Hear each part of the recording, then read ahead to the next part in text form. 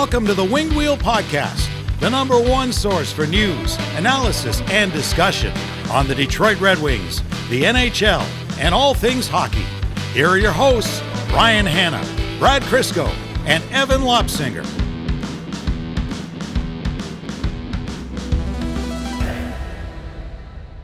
It's that time of year where goalies are shooter tutors and depth players are snipers, and folks who are like, if we lose every game for the rest of the year, then we can get X draft position, learn that that just is never how these things shake out. You have AHL teams being iced for every playoff team except for the Dallas Stars, apparently. And it's the last little bit of fun, depending on who you ask, before the regular season ends. I appreciate that the Red Wings are playing a bunch of AHL teams, and all these teams they're playing against have nothing to play for, and therefore their roster going into these games is worse than the Red Wings somehow. But then watching JT Compher take that shot, there's a part of me that goes, hey, you know, there was 78 games where that would have mattered. Everyone looks good, Brad, when you're playing a group of milk bags, as Evan would say, on the other side. Like, who did Montreal have to beat to secure their spot? Carolina or the Charlotte Checkers? And they got massively outshot and barely squeaked it out. So yeah, they're this year's Washington, and not this year's Washington, last year's Washington, but this year. Demidov's really gonna just go on a tear next year, right? Oh yeah. He's not gonna back check though, so that's gonna be a fun narrative. Oh no. Yeah. Anyways, send him down. Send him down. He subscribes to my beer league theory of, if I score 4 goals and directly cause 3 against, I still had a positive impact. That's right. Folks, this is the last in-season episode of the Winged Wheel Podcast before the offseason begins for the world of the Detroit Red Wings. We're here to talk to you about all that, the world of the NHL, playoffs, and more. I'm one of your hosts, Ryan Hanna. I'm Brad Crisco. And I'm Evan. On this episode of the Winged Wheel Podcast, we're going to be talking to you a little bit about the games that have happened for the Red Wings since we last spoke, a big milestone, some celebrations, and what's to come before the season formally wraps up. And then we're joined by Prashanth Iyer of Expected by Whom to talk Red Wings season, some underlying numbers, storylines, things heading into the offseason. And then when we're back, we are going to get into a playoff preview. We're going to talk about each series, predictions, storylines, analysis, and more. We're going to get into a prospect profile and anything else that comes up before overtime. Before all that, I want to quickly let you know that the Winged Wheel Podcast is primarily supported by our Patreon supporters. Patreon.com/Winged Wheel Podcast. You get access to benefits like our bonus overtime episodes, which record right after these main ones. We have fun. We let loose. You get bloopers. You get thoughts with Evan. You get any questions that didn't make the main show. They're a good time. You're also automatically entered into all of our giveaways. For example, the in-season giveaway that we do every year is 2 tickets to every Detroit Red Wings home game going directly to our Patreon supporters. And you get access to the Winged Wheel Podcast Patreon exclusive Discord, which is a phenomenal community. There's plenty to do. There's Light the Lamp in-game. There's a pets channel. There's a golf channel. There's a other NHL games. It's a good time. So again, patreon.com/Winged Wheel Podcast. 2 games since we last spoke, 1 game remaining. We're recording early in the morning on Thursday, April 17th.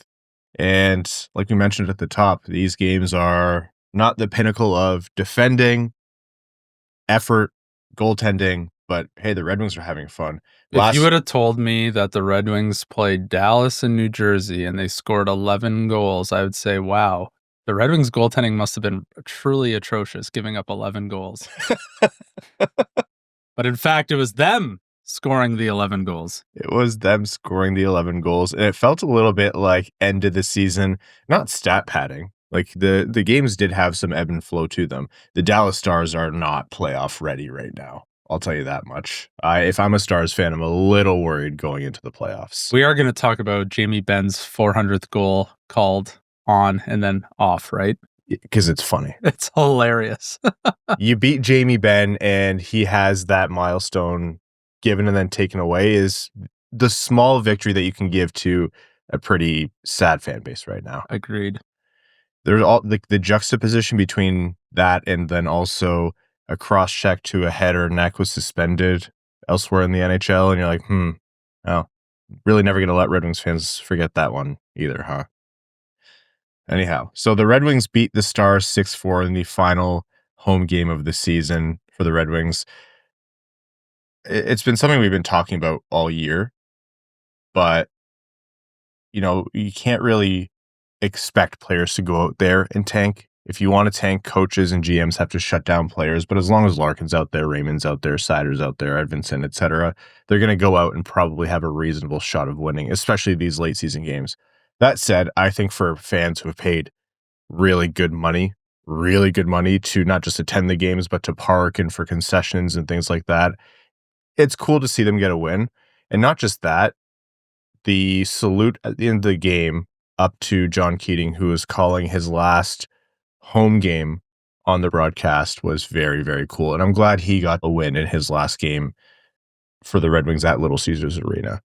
Larkin organized that, which is really awesome. They raised their sticks to him in salute. It was very cool to see. And I know there's playoff standings and all that, but I don't know. I was like, we've been doing this long enough where I'm like, I'm not going to rue any end of season loss anymore.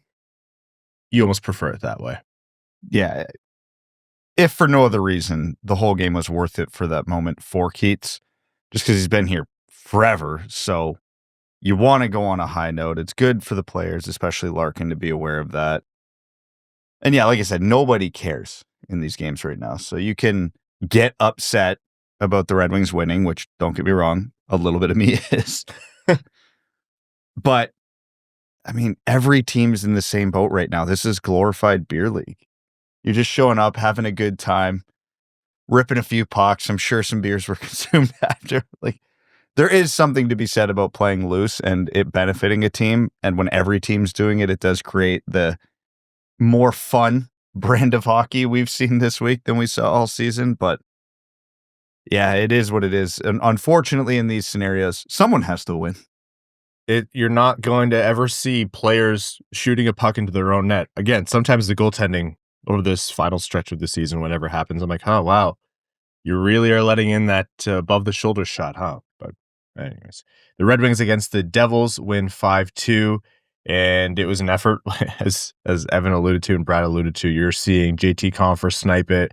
You're seeing, the healthiest version of Larkin and Raymond you've seen in a while. Like, this is all just stuff that just happens to time out at the end of the year. Berggren's all of a sudden a sniper now. He's like Wyerton Willie coming out of his little cave. It must be springtime. Yeah, he's producing, and a lot of that, different line mates too. It's the end of the season. You're like, yeah, go out and have some power play time or play with this guy, whatever.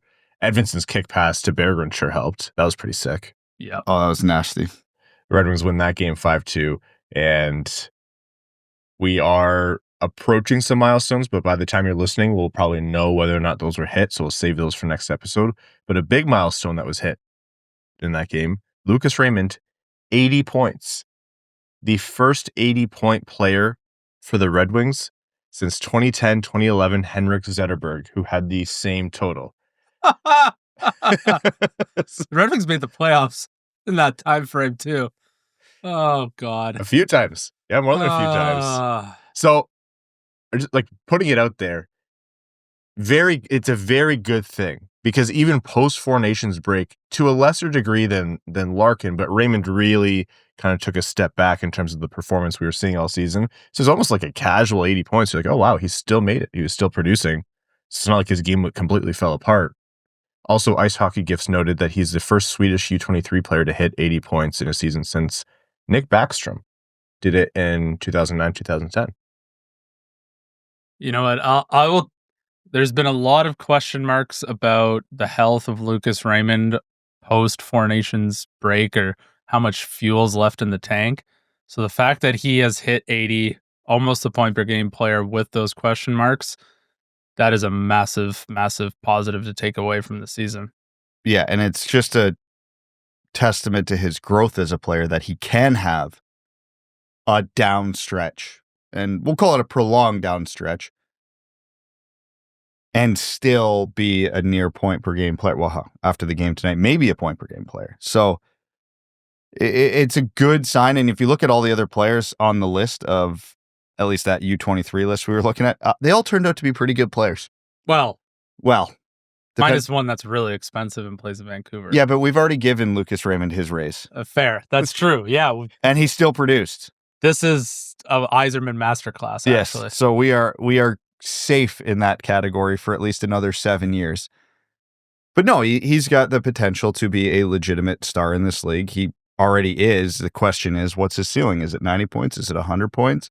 What does he look like if they get, hypothetically, a Mitch Marner or Nikolai Ehlers to play opposite him for a full season? Like, that also can't be understated, that his and Larkin's production dipped when Kasper got pulled off that line, and it just became a rotating group of fourth liners that had to plug in there, with all due respect to those guys, but let's just be honest about their skill set.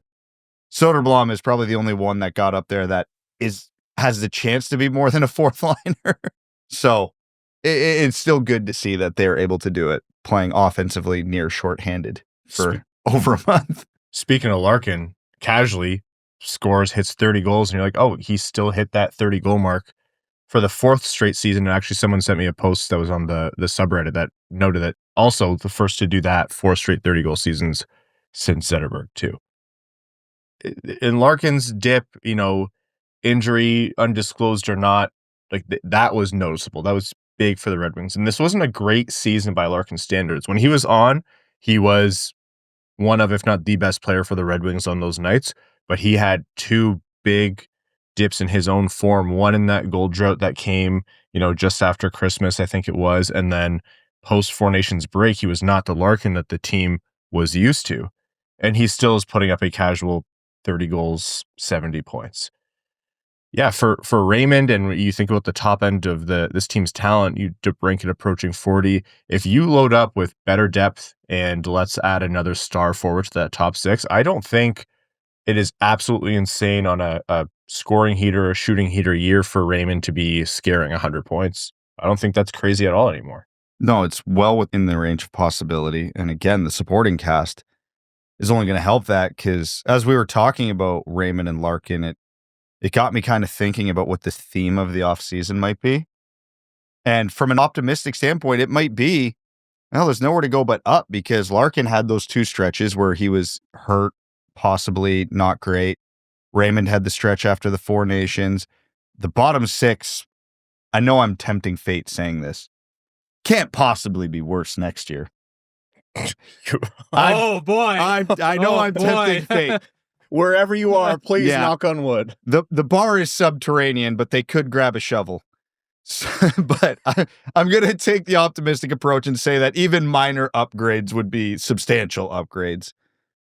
And you look around the roster, outside of DeBrincat, Kane, where are you looking at this roster and go, there isn't lots of room for improvement still, despite good performances like Larkin and Raymond and Edvinsson and Seider and Kasper, and go, oh, there's actually room to still go up from where they are. And I think Raymond might be the poster child for that, because not only did he have that downstretch, still hit 80 points, he's young. He's 22 years old. There's lots of room to grow there still. So I think that's kind of my big takeaway from this all, that, yeah, believe me, I'm going to spend a good chunk of this offseason absolutely ripping parts of this team to shreds. But there's a lot of room for growth. And I mean, if Yzerman goes out and has another offseason like the last 2, again, like I said, I'm tempting fate. But there is legitimate reasons to think this team should comfortably be better next year. More on that to come as we get into next episode, which will be our official Red Wings season in review. Elsewhere, I think we'll get into where they're going to end up in the standings. It's almost full well decided the position or positions they can end up in. But elsewhere, it was noted by Bob Kaiser that ASP and Michael Brandsegg-Nygard are likely to make their Griffins debuts on Friday, as the Griffins are wrapping up the regular season on Saturday, and then they'll get into the playoffs. So we can look forward to those guys kicking it off as we approach the weekend. Okay, more to come on Red Wings, again, this episode, coming episodes. But for now, let's jump into a conversation we had with Prashanth Iyer of Expected by Whom, as we note what has happened with the Red Wings this season and what to look forward to in the offseason. Always great to hear from Prashanth. Back after this.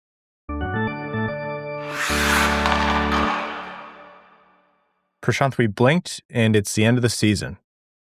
And I don't know that we've connected with you on this show all season, so got a bit of catching up to do. A little bit, although I think your listeners probably are for the better. Well, it's because they can enjoy distilled Prashanth and Sean Unexpected by Whom without me or Brad or Evan tainting the episode. So yeah, definitely the listeners are better off. Yeah, I don't know if it's distilled versus small doses, but either way, we've made it to the end of the year, and here we are. End of the year, here we are. The Red Wings are wrapping up. We're recording this just before their final back-to-back. And it's been a lot of the same storylines this year for sure, of course. Like no one's going to deny the fact that a lot of the things feel the same. But the shapes that made up this season are really distinct and interesting. And we were talking about that in the chat last night and over the last little while. It's not just the coaching change. This team seemed to have taken different forms. So I guess the broad question, and I'm asking you 80 games worth of this, is what do you make of this year for the Detroit Red Wings and how things shook out? You know, it's such a strange year, and I'm glad you kind of phrased it like that, because if you go back to the beginning of the year and imagine you had the foresight to say, Alex DeBrincat might score 40, Marco Kasper is going to come up, solidify himself as the 2C, and potentially threaten for 20 goals on the year. The Red Wings would have the best power play in franchise history, and this team was still going to miss the playoffs. I think you would be a little disappointed. Oh, I should also add in, Lucas Raymond almost being a point per game player as well. I think if you said all those things were going to be true at the beginning of the year and then saw the result, you might walk away a little disappointed. And I think that's because this really was a team of just streaks and poorly timed luck at times, and ultimately at the end of the year, we sit here and we say the Wings didn't put it together in a way that allowed them to get into the playoffs. And what does this mean for next year? Well, I think as we think about it, there's some pieces of hope, but then there's some kind of big red question marks that still have to be addressed. And so all of that is to say, it's a big word salad to say, I still have no idea what to make of this year. Something I keep landing on is, yes, we talk about the issues on the Red Wings because we come from it with the context of the rebuild we've been in for a decade or however long, right? And so no one talks about issues with thoughts or dreams of half fixing them. You're always saying, what's the ideal scenario for this team? You add another top center, you add 2 more top 4 defensemen, you have a franchise goalie. We're not also so stupid to think that can all happen at once. So where I keep landing is this team, despite having holes that will take longer than one offseason to fix, is still within a margin of error or so away from making it. So I do think within one offseason, you can get yourself into the plane that Montreal and Columbus and Ottawa are in right now. Agree or disagree? I think you certainly can. The question is that the plane that Yzerman wants this team to be in? And I think that's really been the $1 million question as a part of this rebuild. Is there's certainly moves that could have been made that would put Detroit squarely in that, okay, maybe you'll threaten, you'll get an 8 seed spot. Things like where you throw a little bit extra dough to just get a couple of free agents, trying to spend, maybe make a bigger splash in the trade market. You could have pushed yourself into that realm. And I think the question is that where Steve wants his team to be? I think the answer is no. I think he wants them to be a little bit more sustainably contending, if you will. It's not just a Band-Aid that's being slapped on there to try and fix the team to be able to get into a playoff spot for the sake of saying that you're there. So I think when you look at this offseason, Steve could certainly make moves that get you on the right side in. And the question is, would those moves not only get you the right side in for 2025, 2026, but would they get you on the right side in for the next 3 to 5 years after that? And I think that's where he's looking to be. And so that's why I think the moves that are being made are very much tailored to that and not rushed, not overly risky, if you will. It's a lot of moves that are trying to make incremental benefits so that he knows, okay, I finally got the core in place to maybe I can make a big swing. And maybe that's far too apologetic towards the Yzerman side of view, and maybe I'm looking through it through the rosiest of glasses, which is not something anybody would ever say about me. But I think I'm just trying to spin it in the way that you can still look at the season, you can see what he's trying to do, but also recognize the urgency that now I do think that core is there from what you saw from Raymond and Kasper and Edvinsson, and even at times Johansson this year. You now are saying, okay, now's the time to hit the gas pedal. And the question is now, can you go into that offseason? And what you want to do is you want to have kind of a 2018 offseason like what the Carolina Hurricanes did. If you go back and you look at that 2017, 2018 team, they didn't miss the playoffs by, more than a few points. But that season was huge because they win the lottery. They end up drafting second overall. They draft Andrei Svechnikov. And then they're able to go out. They get a Dougie Hamilton.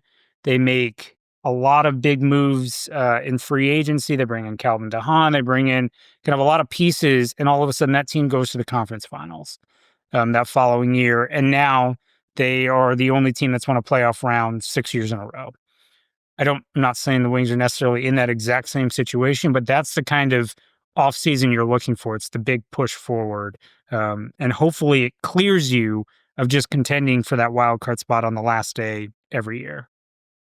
So before I ask the next $1 million question, which is what is that move or what are those moves this offseason, let's first take it from an approach of what do the Red Wings need. So based on this season and how the Red Wings got here this year and how they got to the last of the offseason last year and, up until March the year before, what are the gaps that this franchise has to fill if they're going to take that step that you just described? Yeah, I mean, I think for me, the biggest one that stands out is you need somebody that can just score goals at even strength. And that's somebody that can create their own, shot, can create an opportunity, and then not only that, finish it. This was one of the things that I had flagged at the beginning of the year as a hugely important thing to pay attention to, which was last year, the Red Wings shot 10% at 5-on-5. They were the second best 5-on-5 shooting team in the league. And a lot of people felt that was unsustainable relative to the quality of chances they generated. Fast forward to this year, and they're at 8%. That's dropped 2% and is now kind of in line with the number of chances they generate. And they don't generate kind of more than league average quality chances. And that's resulted in them being quite a poor 5-on-5 scoring team and being heavily dependent on the power play being successful. So the first thing that jumps out to me is you need a guy, a winger in particular, that can play with Kasper, play with Larkin, that can score and can score at 5-on-5, does not have to rely on just, the power play to be able to generate points. It's almost the type of player like Brandon Hagel.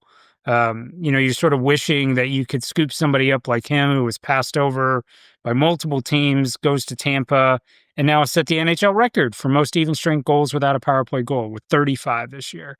So that's the type of player that I think you're looking for. Whether that's going to be free agency, probably not. It's probably going to have to be exploring a trade. I don't necessarily have a list of names to be able to rattle off at this point in time, but that's the type of player that I think is fundamental to this team being better next year. What do you think exists in the system, either to that end or in aggregate, and is the timeline close enough where you think that could be a solution? Yeah, I mean, in the system right now, there's kind of a dearth of those high skill guys that are very offensively creative. I think there's probably two that you're paying attention to. One over in the KHL being Dmitry Buchelnikov, under contract next year. You're anticipating that maybe he could come over as early as next year, but even then, you're still uncertain when that will be in the year, how the adjustment will be, what that looks like. Obviously, you're hoping it looks like what Ivan Demidov's debut looked like for Montreal, but there's no guarantees there. But he is one of the most talented offensive players in the KHL that is setting a lot of scoring marks for U22 players over there. And then the other guy that I think is in that high skill realm, but not necessarily a goal scorer in the same sense, is Max Plant. And he's been a really good, pickup from the recent draft and has played really, really well in the U.S. system. And so he's a guy that I'd like to see continue to develop, continue to be that high skilled player. He was really a swing at the time where a lot of people felt he wasn't the necessary, Draper pick, if you will. And so those are the two guys there, but I don't think that those are the answers. Buchelnikov is a wild card, but you don't want to bet on that. And same thing with Max Plant, and he's further out than Buchelnikov. So I think if you're looking to contend with the core that you've got right now with Dylan Larkin and Alex DeBrincat, who's got 2 more years on his deal, potentially making a run if Patrick Kane decides to re-up for another year, I think what you're looking at is you're going to have to go out and get somebody this offseason. The name everyone's thinking about is Mitch Marner. There are also other guys like Nikolai Ehlers. I mean, pending health here, of course, but looking towards next offseason, that's the kind of caliber of guy people are thinking about. And those are 2 different tiers of players, but still would be excellent additions in their own rights to the Red Wings in different ways. Any other names stick out to you there? Or do you think it's just the reality of in free agency, you're competing against 31 other teams, so a trade is more likely than not? Yeah, I think when you're looking at a free agency, the way it's set up this year, where the cap made such a significant jump, that means everybody can play in the market. And so it didn't just go up for your favorite team, it went up for everybody. And so yes, Detroit's got $22 million in cap space. They could throw a massive deal at Mitch Marner, $14-15 million, but there's a lot of other teams in the league that could do that. And the question is the supporting cast of Detroit, is the rest of the kind of appeal of the franchise enough to bring Marner in? What we've seen in the last decade is that hasn't really worked for the top end free agents. Now, we don't know who all has been aggressively pursued, but there's been guys like Stamkos where, there was a lot of attention around him and he didn't end up in Detroit twice. So, that's another element to consider here. So I think there's certainly the bidding war, but I think the trade is going to be a better route. I think with the cap going up the way it is, you're going to have a lot of teams taking stock of what they want to do for next year. And the other wild card I'll throw in where you might see a team sell off is the next year's draft is the Gavin McKenna draft. And Gavin McKenna is unbelievable. How many teams are going to try and position themselves to be potentially in the lottery running for a Gavin McKenna at the top of the draft next year? I don't know the answer to that. No one will ever admit that they're openly tanking. But I wouldn't be surprised if you saw, teams that are looking for a full reset, potentially a team like Philadelphia, where you feel like they've been stuck a little bit. Do they move guys like a Travis Konechny or anything like that? Those are the types of questions that I don't know that we have an answer to right now, but I'll be very interested to see what's done with those 2 variables. Looking at the blue line now, I see the blue line and I see the makings of a blue line that is so close to being not a concern, right? Like Seider on his side, Edvinsson on his side, Johansson. I mean, I think no one can knock Johansson for what he's done this year. It's actually been superb relative to what should have ever been expected of him. But ideally, you're adding at least 1, if not 2 more top 4 or 5 level guys. So that way you have the ability to move Johansson down if you need to, but he can be on the second pair or a great third pair, for example. Maybe I'm too critical, but what stock do you take of the blue line? Yeah, I mean, I'm maybe leaning a little bit more towards how you're feeling, where I do think there's probably 2 guys in a perfect world that you would like to have. So I think Moritz Seider this year, that one of the big things to be really excited about is Seider really established himself as a number 1 defenseman. Across the board in just about every advanced metric you look at, whether you're looking at game score, you're looking at net rating, you're looking at expected goals above replacement, he's a top 20 defenseman, top 15 in most marks. And I think a large part of that has to do with how Todd McLellan changed his usage and kind of scaled him back a little bit and allowed him to really be able to dominate shifts more. So I think you have the bona fide number 1. I think Simon Edvinsson has showed great flashes this year. I think we've still seen, the handful of turnovers, the handful of kind of slower plays where I think he's a little casual with the puck sometimes in his end, that you want those to go away as a player matures. And I have no doubt that they will. And I think he's certainly solidified himself as potentially that number 2 guy that you can count on moving forward. The next big wild card is, where does Axel Sandin Pellikka fit in? Coming over, we'll get a good look at him in Grand Rapids, hopefully, having an idea of what he looks like coming over from Sweden. And could he contend at the beginning of next year? My gut is he probably contends, but I don't know that he makes the roster out of the opening night. And then so if he's not on that opening night roster, that's where you're asking yourself, who's going to be on the right side, moving the way down. Right now, there's a lot of uncertainty. Is Jeff Petrie coming back? We don't know. Eric Gustafsson didn't really look great in a lot of the minutes that he had. Obviously, there's Ben Sherratt that can play that side, and there's Albert Johansson that can play that side. But, are those the right solutions for you in this particular time? I don't think so. So I think what you're going to want is ideally two guys that could be, top four, potentially those second pairing guys, a left shot and a right shot, so that you're not forced to deploy Axel Sandin Pellikka too early, kind of push him too fast. That hasn't been the way for Steve Yzerman and company. And I think we can't really fault how Seider and Edvinsson and Johansson have all developed thus far. So I think if you're looking for something similar, I think the answer is two guys that could be top four. And then in net is a funny question, because what a strange year where in a way it was a mirror of previous seasons, but also the move with Mrazek at the trade deadline. And is Kosa going to be ready next year? We can't predict the future, because I think Kosa's position just depends on how he does next camp and preseason. But for the Red Wings goaltending in Detroit and in the pipeline, does the solution exist internally, or is there more tinkering to be done there?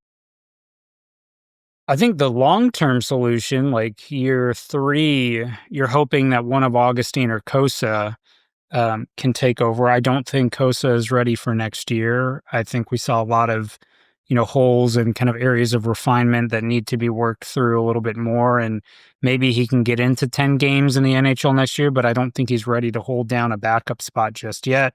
I think Trey Augustine going back to Michigan State, obviously that means you're looking at the end of next season, after that season wraps up, before he could even potentially sign and join the roster. And even then, he'll likely have to spend some time in Grand Rapids to get used to the pros. So you're looking a couple years out in terms of an internal solution there. I think right now, if you look at what's on the roster for next year, you have Peter Mrazek, you have Cam Talbot. I think Talbot has shown stretches of really good play and stretches of kind of poor play. He's really struggled on the penalty kill this year, and the Red Wings goaltending on the penalty kill has been a huge issue. That's kind of, contributed not just to their poor defense, but also the reason why they've had, one of the worst penalty kills in the history of the NHL. So I don't know that that's really the answer. And then Peter Mrazek, we should be familiar with him. We've seen him before. Very athletic goalie, can make those unbelievable saves, but at times will let the squeakers in. And at this point in his career, at his age, I don't know that he can be depended upon to stay healthy. So I would not be surprised if there's still, interest in pursuing a pro-level goalie next year, given one, Yzerman's interest in running 3 goalies the last couple of years. And then 2, just, do you really want to have 2 guys over 34 as your guys that you're counting on, both who have had some significant question marks and potential some injury history issues? I'm not sure that that's the answer. So I wouldn't be shocked to see a third guy come in. That's, forward, defense, goalie. That's the entire roster in terms of what we think the holes are and what the moves are to be made. I'm not trying to get an advance on your annual If I Were Steve Yzerman report, but is there like a fundamental shift that needs to happen in your mind for the Red Wings to take that next step? Or do you think this is all just part of think of it as like a cooking a really deeply flavored layer sauce, where like this pacing is just how it's always going to be, and the intensity and the tension right now in the fan base is just a function of missing the playoffs for 9 straight years, which is a big thing, but that doesn't change the fact that you can't accelerate the kind of rebuild that makes you sustainably successful, rather than a wild card perennial muddy middle team that you were talking about before. Yeah, I mean, I think the question you're asking is the $1 million question. Are we in the stage where there's still value in making these incremental gains and incremental benefits year over year? And that ultimately is what carries you into a contending team. Or is there a need to make a big splash and shake up the roster, have significant additions?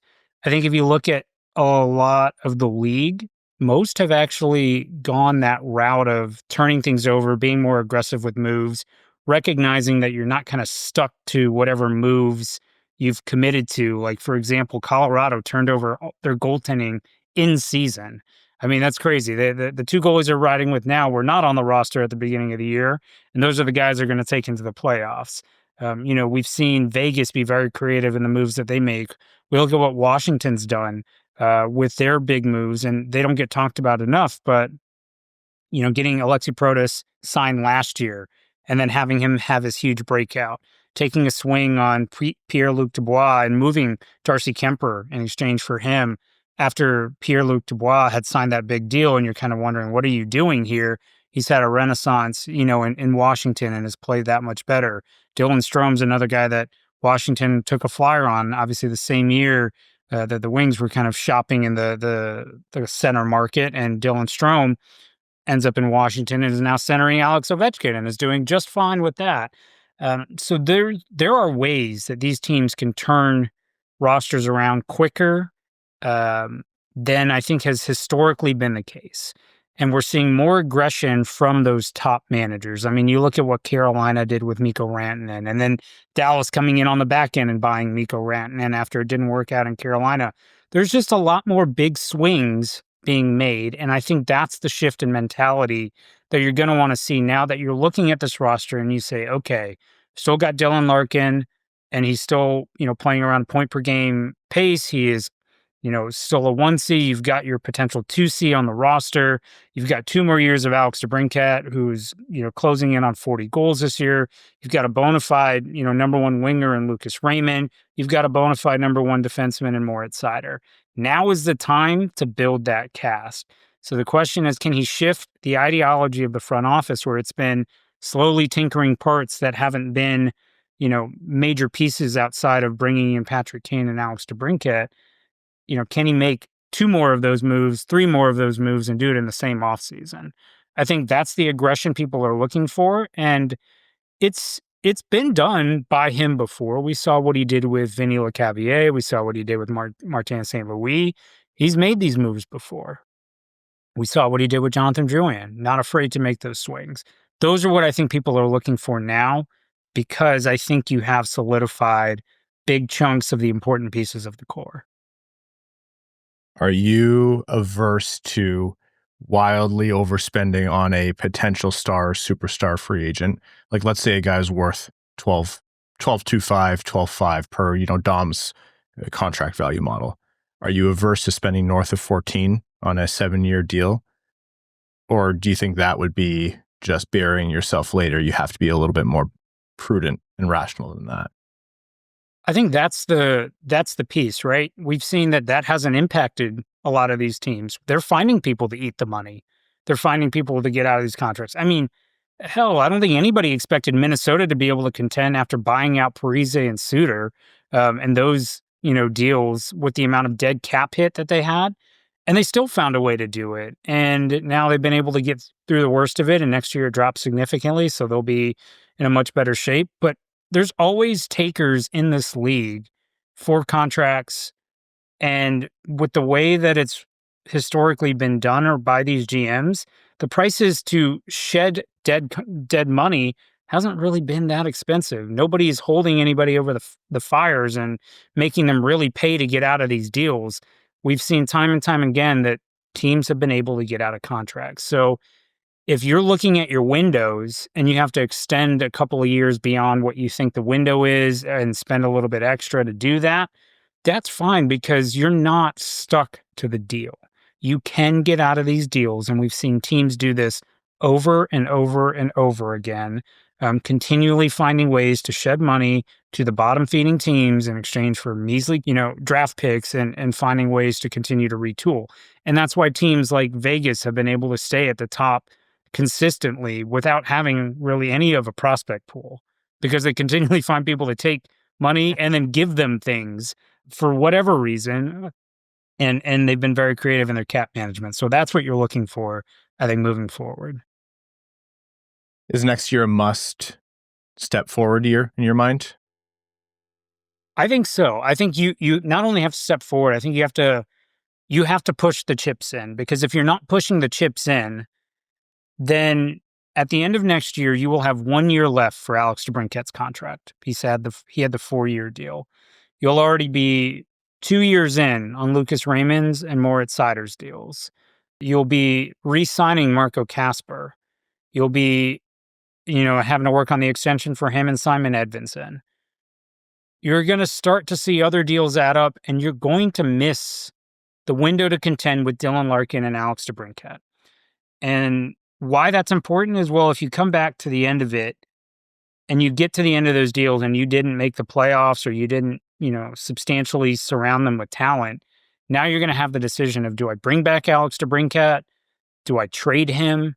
And now you're going to be in an ugly position in 26-27 where you're thinking, okay, if I can't elevate this team enough to get in 26-27, I may have to look at seriously trading Alex DeBrincat and Dylan Larkin and completely resetting around the new core of Kasper, Raymond, Seider, Edvinsson, and hopefully Danielson and potentially one of the goalies. So I think if you are serious about contending with Larkin, DeBrincat, and potentially,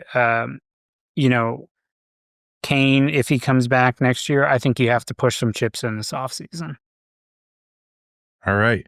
Well, before we go, let's talk a little bit about the undoubtedly good thing that's happened this season, which is the continued fundraising for the Jamie Daniels Foundation through Wings Money on the Board.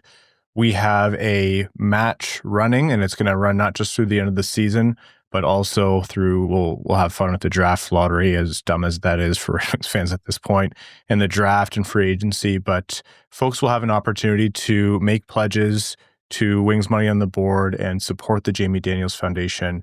And that match is driven by you and your donation that you're prepared to put forward if we hit that $10,000 fundraising mark for the season. So one, massive thank you as always to you for that. And then two, let's talk a little bit more about Wings Money on the Board and what people can be doing here. Yeah, I mean, it's been crazy to see how this has evolved despite this team never making it into the playoffs. And I think that's just a testament to the community. The fact that, I don't have the exact numbers, but I got to imagine we're close to eclipsing, if not have eclipsed $150,000 raised in the last, 5 years here. And that's just a testament to the community. So I'm always happy to continue to put money on the board to match, to support this cause. And I think as a community, if we can do what we can to support a foundation that's putting out resources and education for those at risk for substance use disorder, I think that's hugely important for us to be able to do that, just given the significant detrimental impact that can have not just on the lives of the individuals impacted, but all those that come in contact with them. So it's really a huge community benefit to be able to support this. And I'm always happy to put the money on the board for that. And I would just encourage anybody that if you're looking for ways to get involved and stay connected with the community, with the Red Wings, with kind of your fandom and finding ways to stay engaged, I think this has been a tremendous way that's worked for the community for the last several years. And, as always, if you have the ability, please do, because it goes a long way. Incredibly well said. Folks, Prashanth Iyer, Expected by Whom with Sean Shapiro. Love his work as always. Let's not wait a full season next time. I'm sure it's going to be a busy offseason, so we'll chat again soon. Appreciate it, man. Of course. Looking forward to it.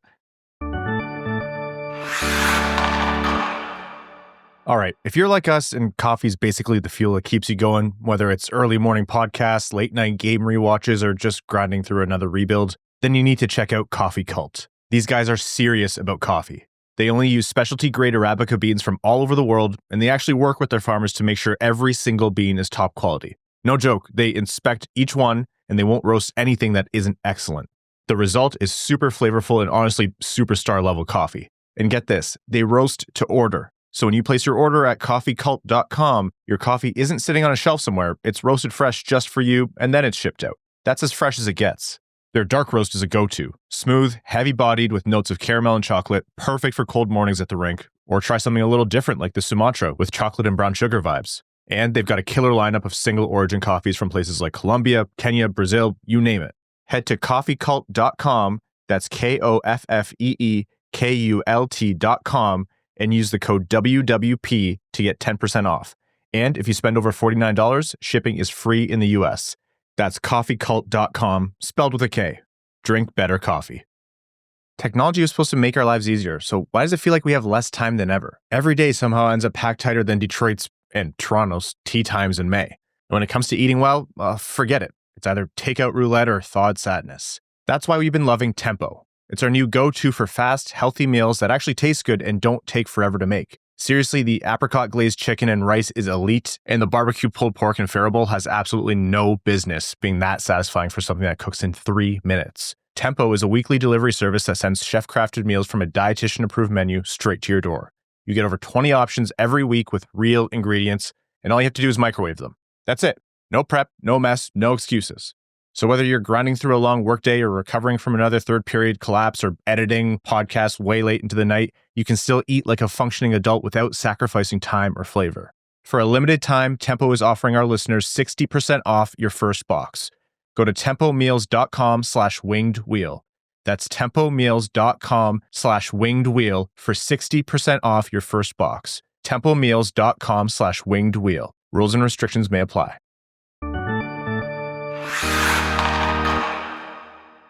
Welcome back. The playoffs are set. Some juicy, juicy matchups. None of them involve the Red Wings, which blows, but let's talk about the ones that could be entertaining for Red Wings fans. Or as I would say, where you're either rooting for the meteor or you're just rooting for the most fireworks possible. And I don't think you can start this conversation with anything else other than the Battle of Ontario. The Toronto Maple Leafs, obviously, no matter how much they can dunk on the Red Wings in terms of where they finish in the standings, everyone is going to be watching them to see, do they choke this year again? And the Ottawa Senators, who have become the Red Wings' most hated rivals, all reality speaking here in terms of where they are in the standings. Ottawa does well with their second half of their season. They get into that wild card spot and they face off against Toronto for the Battle of Ontario. Chance for an upset here? Yeah, it's the Leafs. There's always a chance. It could have been the Red Wings. I would have said there's a chance. And, you know, the Leafs have their demons and there's no way around it. And there's no way to quantify it, but everybody knows it. Everybody understands it. And the concerning part for the Leafs is the players know it and the Senators know it. And I think Ottawa even swept the season series against the Leafs too, which can't fill them with confidence. And when you talk about playoff style hockey, listen, as much as I can't stand the Sens, they're built for it. They're that pain in the ass, willing to throw every extra shot, get in every scrum, play physical, and that's not the Leafs. Are the Senators as talented as the Leafs? No, not even close. But we've seen time and time again in the playoffs, that might not matter. And I am, there's no way around it. The Leafs camp couldn't have been happy with whoever they were playing because it was either going to be Ottawa, Tampa, or Florida. So realistically, they didn't have a good outcome. But losing to the Sens would sting the most, even if it's their best chance to win. And here's the thing with Ottawa that truly would scare the crap out of me if I was the Leafs. And we saw it happen to the Red Wings 2 weeks ago. Linus Ullmark. He gets hot for a week or two. That's the Leafs season. And as good as Woll and Stolarz have been this year, and they've been good, really good, a lot better than they get credit for because it's Toronto. But they don't have Vezina trophies over there. Ottawa does. So I can't wait to see the first Brady Tkachuk suspension controversy. And secondly, I can't wait to see how the Leafs handle this because as much as both these fan bases are insufferable, it's going to be a cool story either way. Either A, the Leafs finally overcome their demons, win the Battle of Ontario in a great series, or... And then they lose in the second round regardless. But yeah. Or the nightmares continue, which is hilarious for everybody else. Well, the good thing for the Leafs is there's 7 home games for them because their fans are going to buy every single ticket for an Ottawa Senators home game. This one's going to be tough for the Leafs. It's probably the biggest skill gap between the two teams that the Leafs have had to have in the playoffs. The Sens don't care. They're going to make, if they want to win, they're going to make the top players on the Leafs' lives a living hell. Mitch Marner, William Nylander, Austin Matthews are going to have to go through some tough plays to win that series. And like Brad said, having Ullmark on the back end that makes me pretty confident if I'm an Ottawa Sens player, especially with the season he ended up having. It's going to be an awesome series. If you love violence, this is probably the one to tune in, and also the one happening in the South, and Florida will also be the one to tune in. Yeah. It's going to be amazing. This is just, you know what? If the Red Wings weren't going to make the playoffs, this is like a nice outcome for me because I can just watch the chaos unfold. I think Ottawa's focus is going to be getting Mitch Marner off his game mentally. 100%. Because with what you've seen with Toronto, they need to be firing on all cylinders. They can't have this whack-a-mole of this is the important guy that showed up and these are the two that didn't show up this series and that's why they lost. Like they're gonna try to shake Mitch Marner because he's been shown, I think, underappreciated in terms of what he's done in playoff production, but he's also shown in certain series that he can be pushed off of it. So that's what they'll try to do. My prediction here is that Ottawa makes it interesting, but the Leafs do it in 6. Yeah, I was leaning towards Leafs in 6 as well, because if it gets to 7, they don't have a chance. So I think... Well, they do until the third period. That's right. I just, as much as I think Ottawa has the mental advantage here, this is still hockey, and I really struggle to see who on the Sens is going to be able to shut down all of Marner, Matthews, Nylander, and Tavares. I just don't think they have the horses on the back end to do it. Again, the great equalizer there is Linus Ullmark, but I think the Leafs outperform them. I'm not going to let this podcast go 3 for 3 on the Leafs. I would be doing a disservice and thank you. Tarnishing our brand. Yeah. I will take the Ottawa Senators in 6. Whoa, you're not even giving us the game 7. And that's probably my fault because the Leafs are destined to have a game 7 in the first round. But I'm going to say they rally around being the underdogs and they bring a physical storm the Leafs just haven't seen yet in the playoffs and aren't prepared for. Tampa Bay, Florida, as in Tampa Bay Lightning versus Florida Panthers, Battle of Florida. And man, if you're Florida and all season everyone is saying Florida plays playoff hockey and they know how to turn it on, and until you see someone beat them, you're not going to bet against them. This is probably their worst case scenario because Tampa really looks like a team that is hot at the right time. And yeah, Florida's getting healthy at the right time, but Tampa's that train is going full blast. Florida's running into the team that really established playoff hockey in Florida. The Panthers can say, oh, we play playoff hockey. Well, Tampa Bay are saying, we've won more cups than you. We know how to do this. And this is just the Battle of Ontario, but warm tropical weather. Both these teams hate each other. Also, with snowbirds, still kind of the Battle of Ontario. No, this is Very the Battle true. of Ontario if both teams were actually good at playoff hockey. Yeah. Like, that's what this is going to be. I think the Leafs-Sens series is going to be more fun because there's going to be more mistakes. I think this is what playoff hockey truly is going to look like. It's going to be mean, aggressive, shut down, high skill, elite goaltending. Like, what does this series have that you do not like if you're a hockey fan? You're a goalie guy? Bobrovsky versus Vasilevsky. And oh, by the way, Vasilevsky would have won the Vezina this year if it wasn't for Hellebuck going nuclear. You love great defense? Both teams, right across the board. You love high skill forwards? All across the board. Like, this is the series that hockey fans are going to like. You're saying it's a Battle of Ontario without tariffs? Go on, Brett. Sorry. But yeah, so I think this is just going to come down to who wins the war of attrition, because it's a Spider-Man meme of them pointing at each other.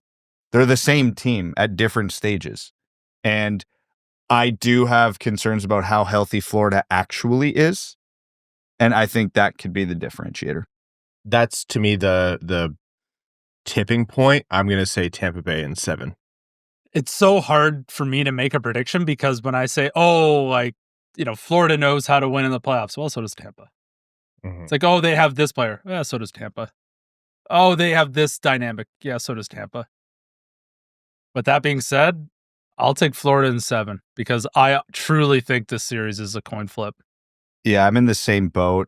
So we're going 7 across the board. I'm going to go Tampa just because I think health and Vasilevsky. Those are my 2 tiebreakers. All right, the Eastern matchup, which probably unfair, but people would rank the least interesting is Carolina versus New Jersey. Where do you stand on that one? One, with Jack Hughes there, I would say New Jersey absolutely has a chance. Without him, I struggle to see how that happens. I actually heard a crazy stat that blew my mind, and I don't think it impacts this series at all, but maybe. Do you know the last time the Carolina Hurricanes lost a playoff series in the first round? 2001. What? They either miss the playoffs or they win a round. Huh. 2001. Anti-Toronto Maple Leafs. Yeah, literally. All they have to do is get in and they make it interesting. So for that reason alone, I'm going to go Carolina in 5.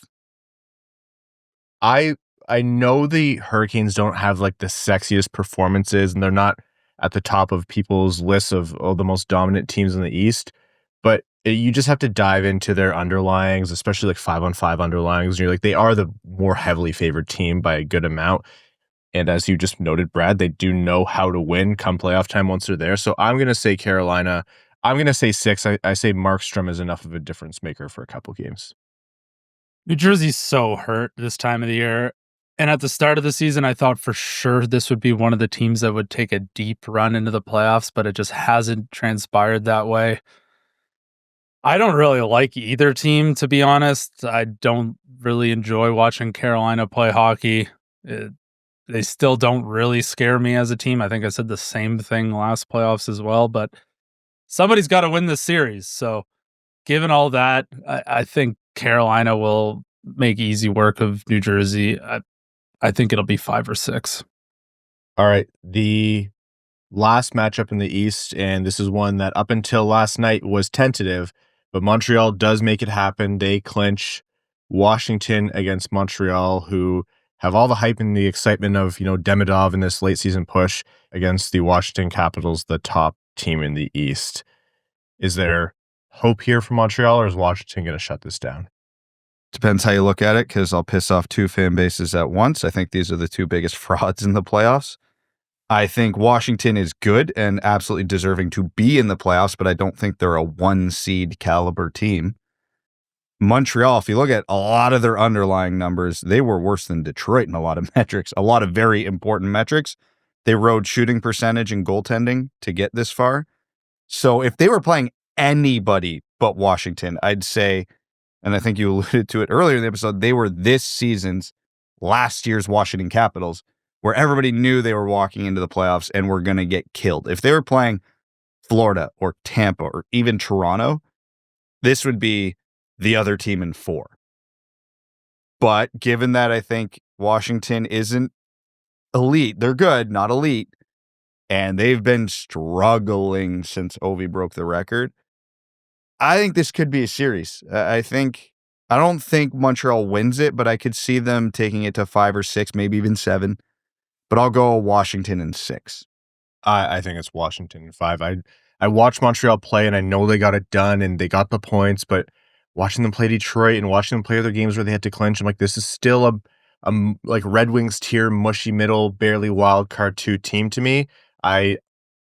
Washington would really have to choke to lose more than a game or 2. I'll say Washington in 5 here.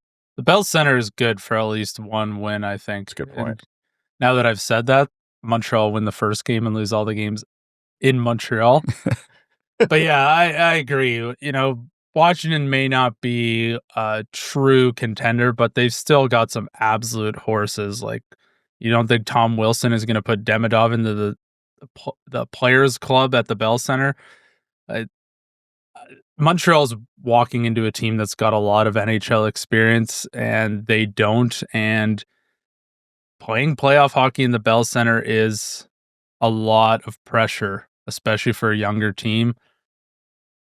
I think Washington in 6 might be generous, but I think this series will be exciting. The energy will be extremely high, especially in Montreal.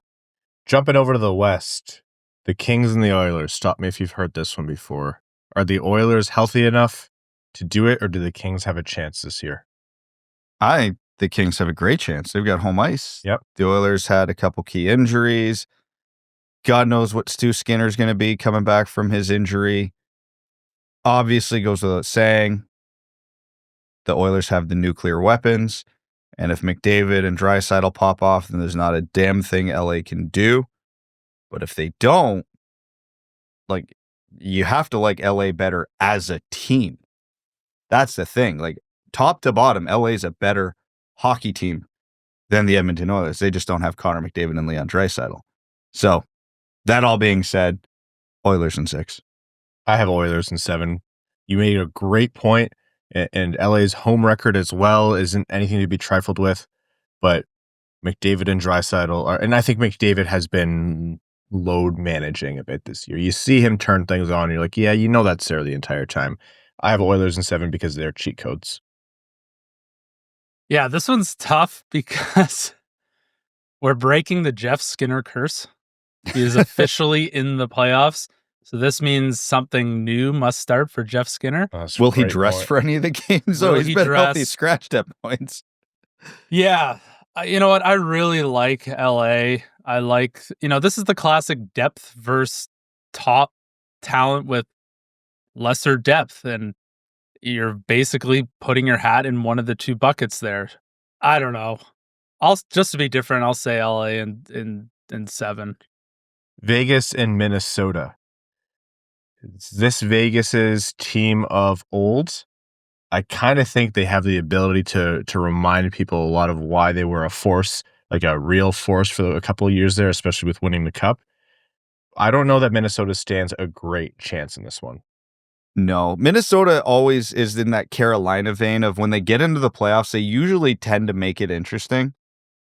And that's the only thing preventing me from saying Vegas in 4. So I'll say Vegas in 5 because these are two completely different tiers of hockey teams. Not to discount Minnesota. No, they had a solid season relative to expectations, but they really petered off once Kaprizov got hurt. Their depth got exposed. And obviously he's back now, and that helps. But man, like I said, you just look at these rosters top to bottom. There is not one area where I give Minnesota the advantage. I'm going to say Vegas in 5. Yeah, this is Vegas. If we're talking about teams built for the playoffs, like Vegas is one of those teams. Not only do they have the experience, but just the way they play. They're a big team. They're a heavy team, and they've got a ton of skill as well. It's going to be tough for Minnesota to make this a series.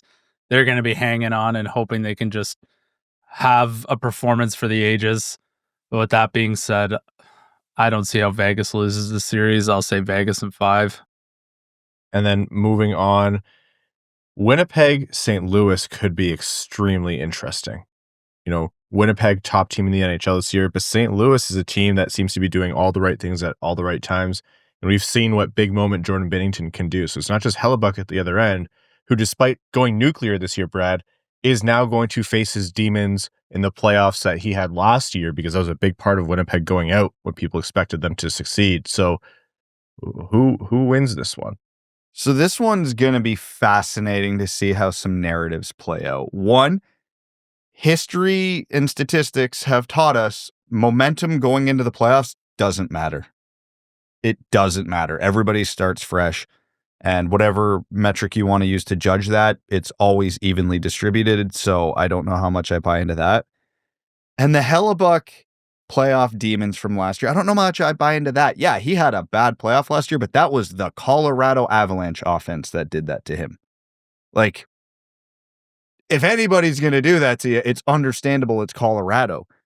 As great as St. Louis has been lately, they ain't Colorado. They do not have those weapons. I think St. Louis is good enough and has enough talent to keep this interesting. But Winnipeg's deeper and Hellebuck's Hellebuck. I'm going to go Jets in 6. I want to be brave and call an upset here. You look at the Ehlers injury and you're like, maybe that's enough to tip the scales.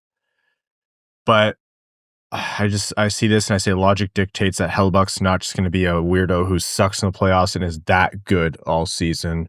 And I think if he is at 85% of his normal form, then that should be enough, even if Binnington is incredibly hot. I will say this is the one that I'm least confident in, that I'm confident in, if that makes sense. I'm going to say Jets in 7, but I feel like this is the one that I'm going to be kicking myself on. For me, this all hinges on Jordan Binnington. Is he going to return to his Four Nations form and just shut the door and play out of his mind? If the answer is yes, then this series is going to go the distance. If the answer is maybe, I think the Jets roll over St. Louis pretty easily. They're Vegas light to me, kind of, but with way better goaltending. I think it's Jets in 5. 4. Jets in 5. Jets in 5. Oh, Evan calls Jets in 4. Oh, that'd be bold even for a morning. Last one, Dallas, Colorado. And is there a team coming into the playoffs that has a bigger wet blanket on them than the Dallas Stars right now compared to what they had all year, which is this team should be poised to be a cup favorite? They lose 7 straight coming in, and Jason Robertson left the game last night with a knee brace, I think it was. They didn't really shut guys down, and they still lost all those games down the stretch. Despite being the higher seeded team, are they in trouble? I think this series is the souped up version of the LA Edmonton series, where 100%. I think the floor for both these teams relative to LA Edmonton is a lot higher. I think they're just better teams. But it's kind of that dynamic of you have Dallas where they don't really have any flaws in their lineup. They got the elite D, goalie, forwards, and they can roll 4 lines and 3 D pairs and absolutely kill you. Heiskanen's health is the big wild card for them, because if he is out for the whole series, I really struggle to see how Dallas pulls it off. And Colorado did a lot of great work this season, especially at the deadline, addressing some of the depth issues. And obviously they upgraded their goaltending. And they obviously lost Rantanen, but they added Nichas, and they've been better lately. Again, I don't buy into the momentum thing, but much like the Edmonton LA series, to me, the difference makers in my mind, McKinnon and Makar. Dallas just doesn't have those. They have some guys who are very close to that, but they don't have McKinnon and Makar, so I'm going to go Avs in 7. Yeah, I know momentum isn't anything, but looking at Dallas right now, I think there's something there. I think they are going into the playoffs trying to figure out who they are, and this is not the time to be doing it, especially when you're staring down the barrel of a Nathan McKinnon who hasn't had a potato chips since the last time I was in the gym. Eating potato chips, funny enough. Yes. Yeah, we truly live inverse lives of one another. Dallas couldn't be in any worse of a spot going into the playoffs right now, in my opinion. And Nathan McKinnon is going to drag this team to win this series. There's no way that he lets this team go down. And, what's the status on Gabriel Landeskog? Are they going to get a last-minute addition? Mind you, he hasn't played in multiple seasons, but I think they're planning. I heard that Game 3 might be the move to give him a home start for his return back, because it went well with the Eagles. So, and that'll be a huge morale boost. Even if he doesn't provide much on the ice, just what he'll provide in terms of a boost would be big for that team. Exactly. So, if we talk vibes, the vibes couldn't be any different between these two teams. For me, I'm going to go Colorado in 6. I think we're all going to do Colorado here, and I'm going to agree with Evan. I'm going to say in 6 because I think vibes are everything in the NHL. I look at all the underlyings, absolutely, but to me, there's not really a hole that Colorado has that'll sink them. And Mackenzie Blackwood is playing well enough where you're like, yeah, that's not going to be Georgiev and sinking you. Poor guy's catching strays for no reason. He deserves them. Well, he probably missed those strays too. Yeah, I'm gonna go Colorado in 6 on this one. Unless something turns around fast for Dallas, it's going to be a disappointing year. But again, for the reasons you guys mentioned, health could change things. So as Evan heads out, that is our playoff early prediction for the 2025 postseason. Oh man. It's going to hurt. I love the first round of the NHL playoffs. It's one of the best, most underrated spectacles in sport. Like every single day, game after game after game, every night of the first round, it seems, is just like, banger, banger, banger. Massive excitement, the drama. I hate when the first round ends. Sure love to be part of one someday.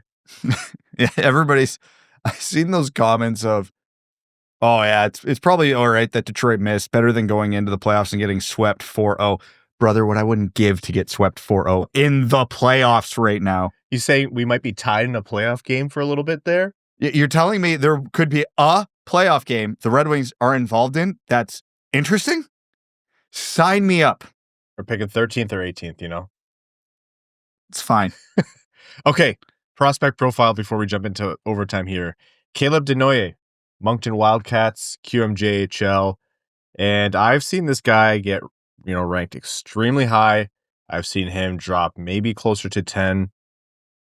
Where does Desnoyers rank for you? And is he the kind of, left shot center that can actually come in and be a centerman in the NHL? Oh, absolutely. There's no more centerman in this draft than Desnoyers. The reason he's all over the place in rankings, draft models, whatever you want to call, is because he's a souped up version of this year's Marco Kasper, where the consensus opinion on him is this is the type of guy you love to coach, love to have on your team. Does everything well. 200-foot player, high motor, high compete. Like whatever you need him to do, he can do. And he's a top scorer on a top team in the Q right now with the giant asterisks. It's the Q. But still, he's leading that team. And they might be the favorites to win it all out there. And the same thing with Marco Kasper going into his draft is this is a complete player. He has a complete game. We have no qualms about what his game transitioning to the NHL. But how high is the offense? That's the question. He's having a huge year statistically this year, which has put a lot of people at ease, which is why you see him in the top 5 in a lot of rankings. But it's the Q. Is he a 80-point player in the NHL? A 60-point player in the NHL? A 50-point player? Those are all on the table. And it's up to the teams to figure out where they think that ceiling is. And honestly, for a lot of these GMs, watching what Marco Kasper is doing right now is probably putting their minds at ease. Because they go, okay, well, we had the same questions about this guy, and look at what he's doing now. Mind you, Kasper is coming out of pro, Desnoyers is coming out of the Q. But, man, he's the prospect in this draft that's impossible to hate. You're just trying to figure out the ceiling. Yeah, I think you described it perfectly, because I don't think the offense is there to the degree where you're cracking the top 3. Like, I would take the potential game-breaking offense of a Mesa, or you get into the Hagens or, Schaefer on defense. Those offer more complete, dynamic, potentially star or better talents. But Desnoyers is going. I have a feeling that this guy is going to be way higher than his draft position when you look back retroactively 5 years later of like guys who turned out the best in their class. I don't want to say he's a risk-free player, but yeah, I mean, Red Wings fans right now are thinking about Marco Kasper and the revelation that he's been. It's not unfair to say that this is even if you don't want to call it souped up, just a more confident version that you're going to get that again. And it's not really common to get this kind of thing out of the QMJHL, to have this complete of a player. The asterisk that Brad was talking about the QMJHL is it's extremely high scoring, and we've seen time and time again, the Red Wings have seen time and time again, high scoring talents from the QMJHL don't necessarily always transition into high scoring talents in the NHL. So that's a risk. But to me, that's not a part of his game where if you take that away, it all of a sudden falls apart. Like I think his offense is there, and it's sometimes appreciated enough, sometimes a bit underappreciated. I do see a little bit of a pigeonholing of him just because he plays a complete game. I do think he's way more well-rounded, especially offensively, than he gets credit for in some areas. So yeah, I see this as a best of the rest kind of guy. And my hot take here is that he's actually worth trading up for not just the Red Wings, but a lot of other teams, because he could be, a guy where in a lot of other years, if it's less talented offensively, he'd be a 2-3 guy, no question. How often do you see a guy where you're like, hey, he has an outside shot of being a 1C, but he is a bolt-on 2C candidate unless the development falls apart? Can you win a Stanley Cup with Dylan Larkin as your number 1 center? The number of conversations we've had, well, if you had 2 of them, maybe. And we said the ultimate ceiling for Marco Kasper was maybe Dylan Larkin. Seeing what we've seen from Marco Kasper This year, yeah, maybe. What about 3 Dylan Larkins? And honestly, in terms of your trading up, I don't hate it. what have we been talking about with Kasper's? Like, teams love him because he plays the kind of hockey that makes difference over the course of a season and especially come playoff time. You want Kasper's, you want that kind of game. That's the kind of stuff that matters when you're not getting the perimeter pucks or the flashy plays going in. You have to battle for every inch, and the pucks in the hard areas and the dirty areas and the high danger areas are the ones that matter, and that's where Kasper gets to and scores. And if you're Desnoyers and you do that, and you're not just your team's best forward, but you're also playing on a shutdown role against the other team's best forward, that's incredible. And so this league is driven by often, and you mentioned this, Brad, a lot, this team is driven by what can the defense do for us, which is why you see defense jump in terms of draft rankings and reaches more than anyone else, because it's hard to do that well.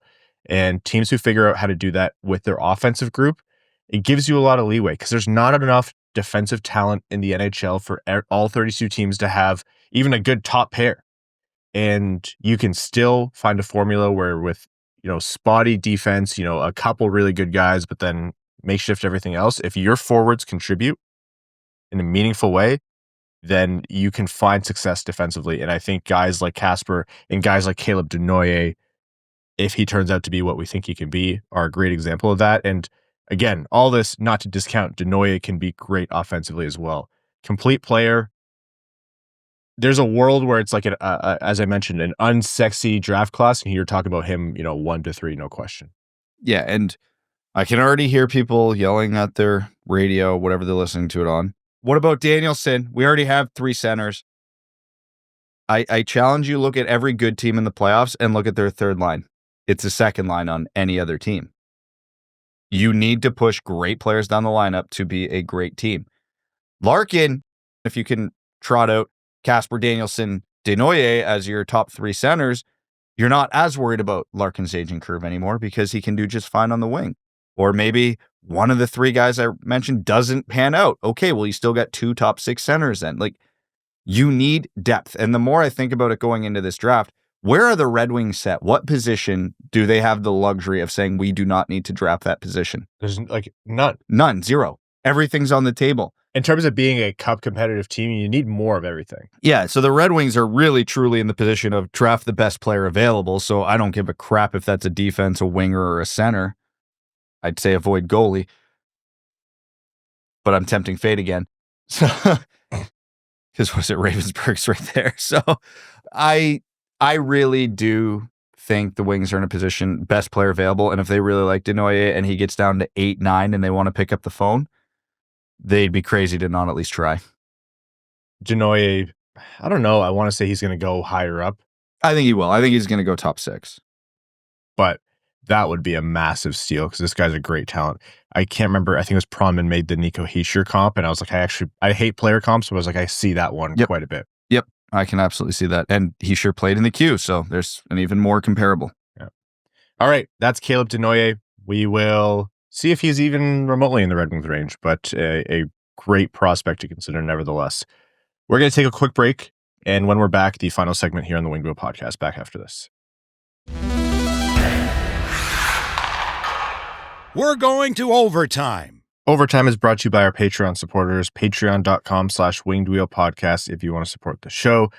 Again, the bonus episodes, the Discord, the giveaways, all of that and lots more.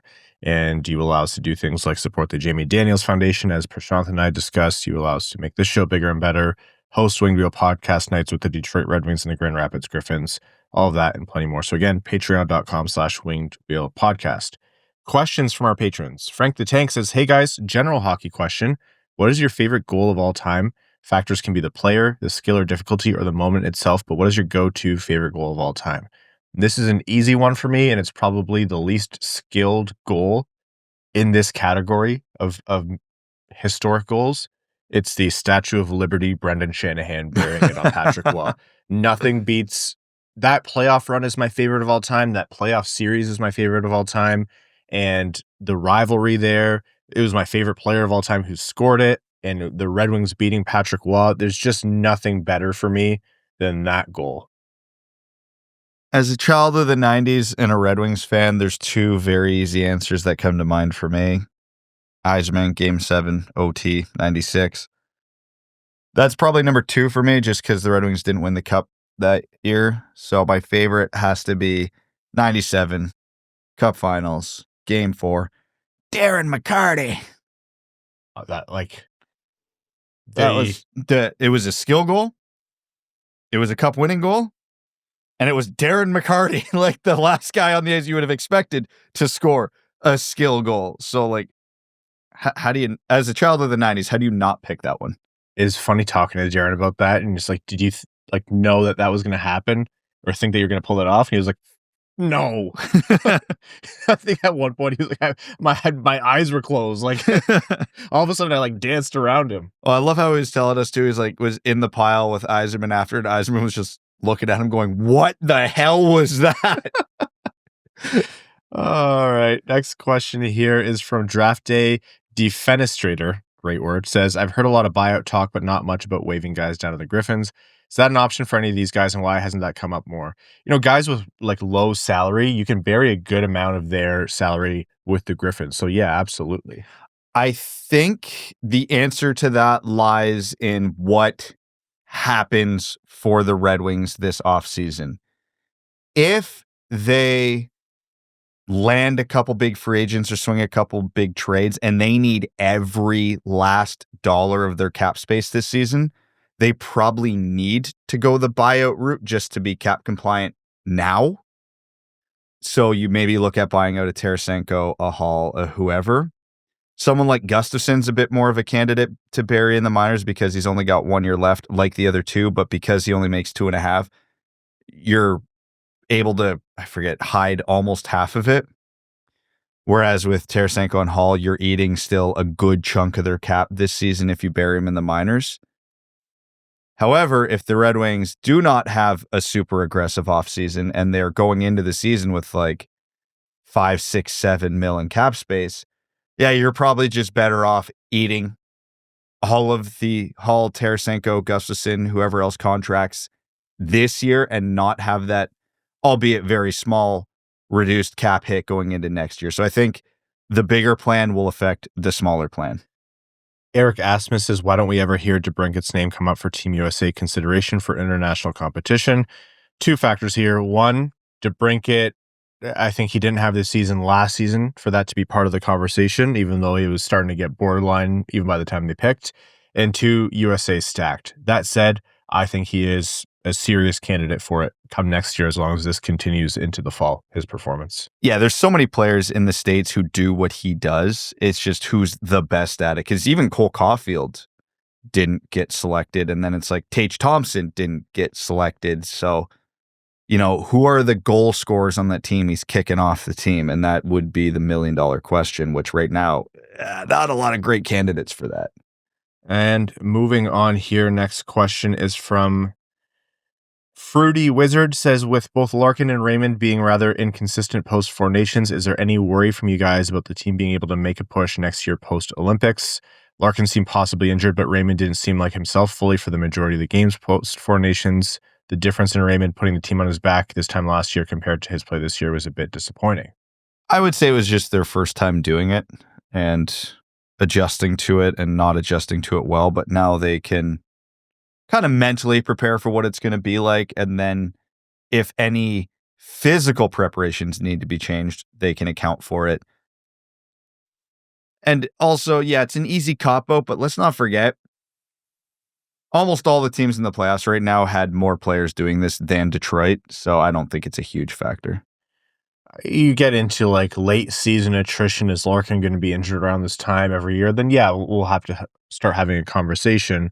But, that begs the question, is that just because he's playing the hardest minutes? And is this just the moment we start talking about it, it's not going to happen next year thing? But yeah, I think you wait to see what it's like next year.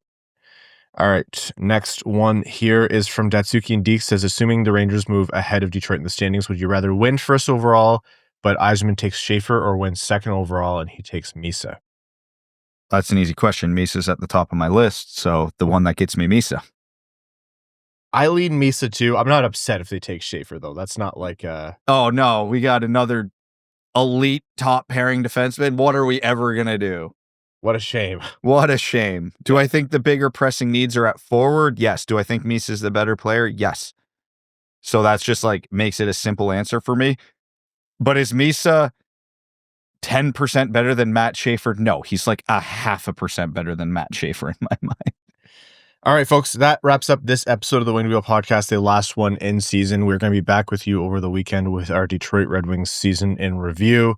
Stay tuned for that one. We appreciate all of you tuning in. We appreciate the sponsors of the Winged Wheel Podcast, Coffee Cult and Tempo. Thank you so very much for supporting the show. To all of our Patreon supporters, we could not do this show without you. Patreon.com/Winged Wheel Podcast if you want to support the show. And if you want to go above and beyond for the Winged Wheel Podcast, but Patreon's not for you, just wherever you get your show, subscribe. Hit the subscribe button, the notification button if it's there, YouTube, Apple Podcasts, Spotify. Leave a rating, leave a review, a thumbs up, the stars, tell a friend about the show. Those are all things that really, really do help. And to all of our name level supporters on Patreon, we can't say thank you enough. Arjun Shankar, Yves Bartels on behalf of the Sarah Grand Foundation, Aikfer, THL Champ, Samuel Soderholm, Icon, Glenn Brabham, Sea Lion, Matthew M. Rice, Adam Rose, Adam Zuiza, Admiral Matt S. at the Cheesebag Navy, Alex Toger, Anna Sleeman, Asher Killian, Beer League Legend, Best James Bond, Bingo Bango, Carl, Britannia Nanalewski, CB55, Citizen High Five, Clip Clop Nene, Connor Scovey, Craig Kibble, Denny's Gamer Girl, Derek Enstam, DJ Denton, Eric Hill, Give Blood Fight, Probert, Grand Rapids Girly, Griffin God Creatives, Hatrick, Sandine Pelika, Hockeytown Love, Hockeytown Matt, Hassam Al-Qassem, Jay Gollum, Jacob Turner, James McLean, aka Jambo, Jeff Pridemore, Jennifer Morris, John Ingalls, Jonathan Miller, Kaylin Wood, Mark Hernandez, Marty, Matt McKay, Michael Edlin, Mr. Kuzi, Now I Have to Learn How to Click on a Macintosh, Podgy713, R.A., Richard Perkins, Roy Donk, Ryan Britt, Sam Bankson, Slim Smitty Cards, Stephen Ortlieb, That's What I Appreciate About You, Tiger McDougal, Woman's Elite Dancing D, Wings Fan of Chicago, Eyes Are Playing Stan, Aaron Hudson, General Andy Bohan of the Cheesebag Army, A. Ron, Albert Joe Sadson, All Motor No Hands, and Stanislavski, Another Future Consideration, Baked Starfish, Bands and Maker Dance, Bellingham Acid Balls, Bex, C.E. Hayes, Chris Felinski, Commander Ben Barron of the Cheesebag Space Force, Connor Layton, Corey Prida, Darren Fick, Drop the Puck, Dylan Larkin, Trade Sacrifice, Eric Nance, Evan Beckner, Gene Sullivan, Grapsky, Griffey Boy, James Pridemore, Johnny Page, Jeremiah Dobo, Jim, J.M. Rhapsody, Josh Yelton, Chaotic Monkey, Kevin McCracken, Quaz, Linda Hull, Lonnie Zone, Lucas Raitmond, Matt Keeler, Mitch Minier. My wife and I were happy for 20 years. Then we met. Ophelia, As Good As It Gets, Ryan M, Sadin, Soderblom Worshipper, Joey Jojo Shabadoo, Sandy P, Right Hand D, Shit in the Bed for Schaefer, Steven, Stopping an Islanders Game to Comment, That Other Guy, The Hodeck, The Hat 123, Trent Thorough, our good friend, Wings Fan in St. Louis, Scott, and your second favorite patron. Thank you all so very much. Talk to you in the offseason, which is this weekend. Thanks for tuning in to the Winged Wheel Podcast. Be sure to visit wingedwheelpodcast.com, where you'll find links to subscribe to the show on Apple Podcasts, Spotify, YouTube, or wherever you get your podcasts. You'll also find ways to support the show, like Patreon, official podcast merchandise, and more. And don't forget to follow us on X at Winged Wheel Pod, at Ryan Hanna, WWP, at Brad Crisco, and at Hockeytown Evan, as well as Winged Wheel Podcast on Instagram.